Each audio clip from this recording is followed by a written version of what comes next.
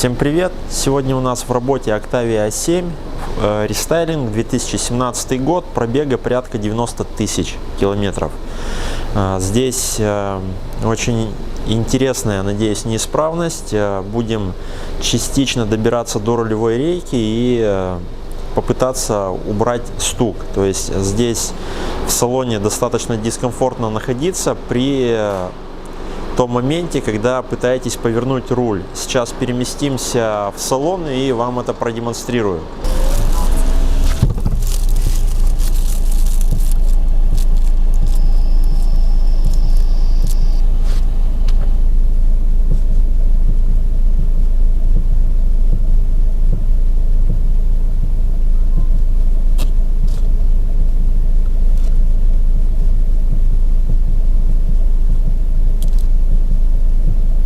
В ногах у пассажира отчетливо слышно.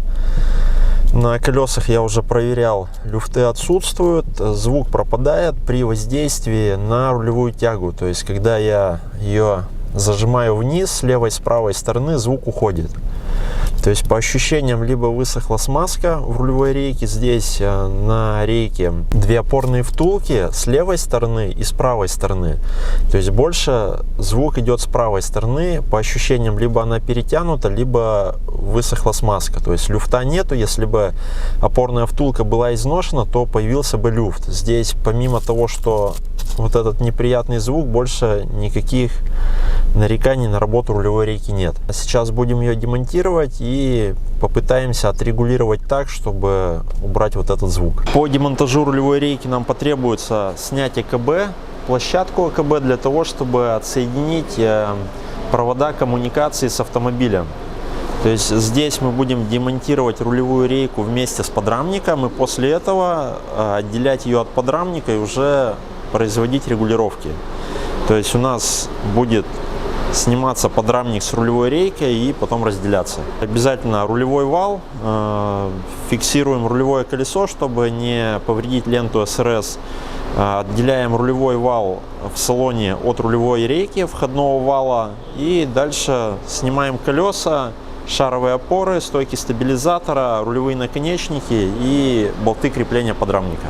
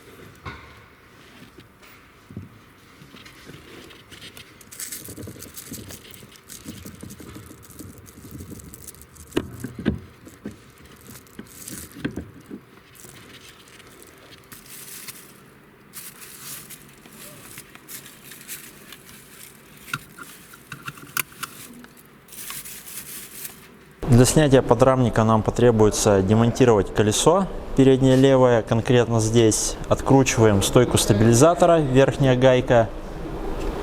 Дальше рулевой наконечник и 3 гайки шаровой опоры снизу.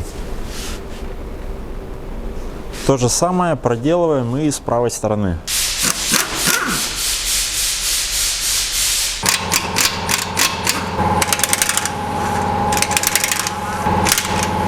Также потребуется открутить два болта крепления нижней опоры. Получается, она завязана здесь болтом к подрамнику через сайлентблок и идет на корпус коробки. И с задней стороны подвеска глушителя, кронштейн вот этот. Два болта на 13.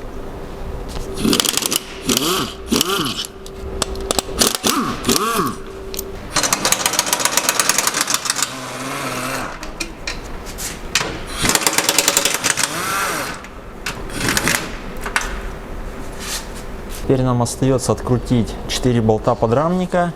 Получается вот здесь. С другой стороны аналогично. И сзади. Сзади идет еще металлическое усиление. Дополнительно здесь 2 болта с одной стороны и 2 с другой. То есть крепление подрамника всего 4 болта. Раз, два, три, 4. Сейчас подставляем стойку и откручиваем 4 болта. Опускаем подрамник.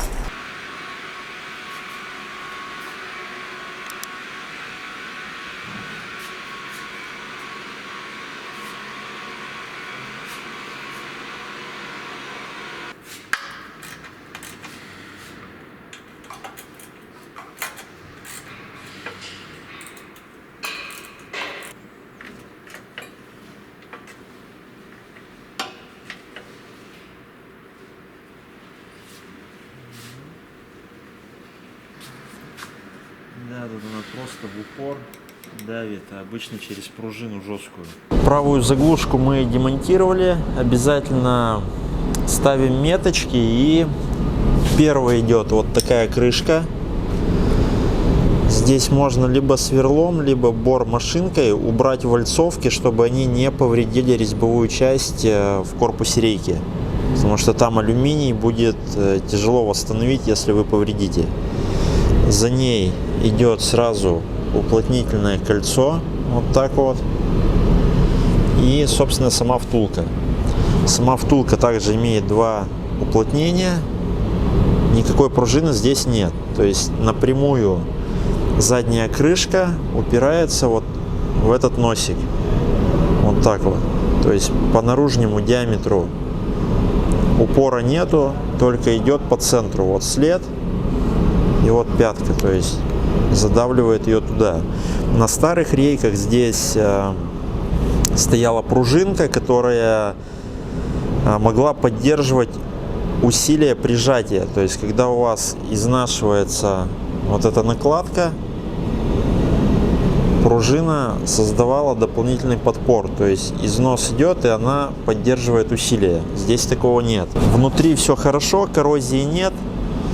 Поставил метки, как она стояла, хотел снимать левую заглушку и обратил внимание, что вальцовки смещены. То есть либо кто-то уже пытался ее регулировать, либо вот эта заглушка самопроизвольно открутилась. В корпусе рейки вот эти окошки под вальцовки, а сами вальцовки находятся левее. То есть получается, то ли она сама открутилась, то ли ее так сильно довернули, пытались уже регулировать.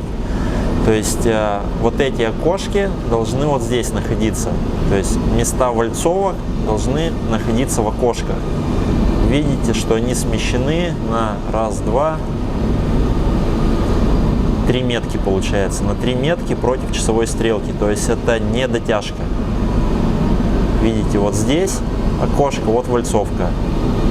Вот вальцовка. Так, окошко тут не вижу. Вот вальцовка, вот окошко. То есть сама задняя крышка смещена на 3 метки. Дальше у нас какой план действий? Вот эту крышку выкручиваем, также достаем упор, проверяем, что здесь нет повреждений на самом червяке, и тогда все чистим, забиваем новую смазку, предварительно собираем, устанавливаем на автомобиль И будем уже регулировать непосредственно на автомобиле, чтобы у нас не было люфтов и не было постороннего звука. Мое предположение такое, что, возможно, была недостаточно хорошо законтрена вот эта крышка, открутилась, и получается, что вот эта опора недостаточно прижимала вал. И, соответственно, косозубое зацепление, она могла поворачивать вал. Сам вал вот так вот. И от этого был как раз вот этот стук. То есть мое предположение такое. Сейчас достаем, ставим по меткам, как они должны быть. То есть доворачиваем по часовой стрелке на 3 метки. Эту ставим как была. Ставим на автомобиль и тестируем по постороннему звуку. Если все окей, снимаем, тогда контрим все и будем собирать. При более детальном осмотре задней крышки я понял, почему отсутствует вот здесь пружина, потому что роль пружины выполняет вот эта шайба. То есть она идет отдельно от задней крышки. При подтяжке она, как пружина, прогибается и создает предварительный натяг на опору.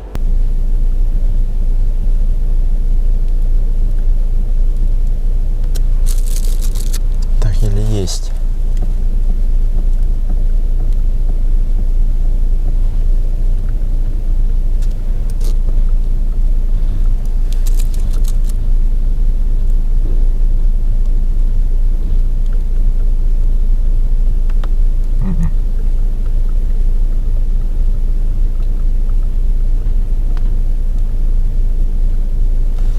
Там-то даже колеса не поворачивались, мелко вот так. Угу.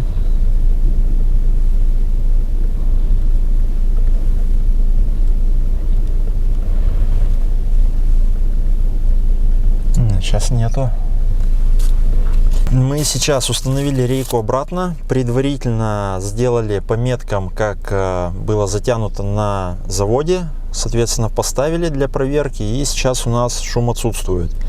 Дальше мы снова будем демонтировать ее, снимаем заглушки и фиксатор резьбы на последний виток и закручиваем обратно, и плюс еще контрим. После этого все окончательно собираем, проверяем еще раз, тест-поездка, и в принципе выдаем клиенту. Получилось, что левая опора, задняя крышка была откручена против часовой стрелки, то есть не дотянута на 3 деления. По какой причине это произошло, тяжело сказать, либо кто-то уже туда ползал, но по следам я не обнаружил следов, что туда уже кто-то заползал. И, соответственно, либо это, скажем так, не гарантированная фиксация посредством вальцовки вот этих резьбовых частей. Крайний виток там вальцуется и не дает возможности проворачиваться задней крышки. То есть по какой-то причине она повернулась на 3 деления обратно. Единственный вариант — это что недостаточно хорошая вальцовка была. Работы у нас по данному автомобилю подошли к концу, и хотел бы сказать, что информации по данным рейкам, по стукам конкретно очень мало. Из того, что я нашел, ребята переходят на установку пружин, то есть они не утверждают, предполагают, что завод-изготовитель забыл установить туда пружину. Но на самом деле, если детально все рассмотреть, роль пружины выполняет шайба, которая за счет своей жесткости поджимает опору. Выполнили тестовую поездку, руль возвращается в нулевое положение. Это очень важно, чтобы не перетянуть вот эти опоры, потому что первое, может не возвращаться руль в нулевое положение, и второе, у вас будет потребление тока рейкой больше, чем при нормальной затяжке. То есть это можно будет посмотреть в ездовом цикле при помощи диагностики. То есть там мониторится ток мотора. И, соответственно, если вы перетягиваете рейку, мотору становится тяжелее рейку двигать. Сейчас будем выдавать клиенту. Наверное, неделю-две он поездит и даст нам обратную связь по поводу стука и по поводу вообще рулевого управления. На этом будем заканчивать. Кому понравилось данное видео, лайки, комментарии, обязательно подписка на канал. Всем удачи!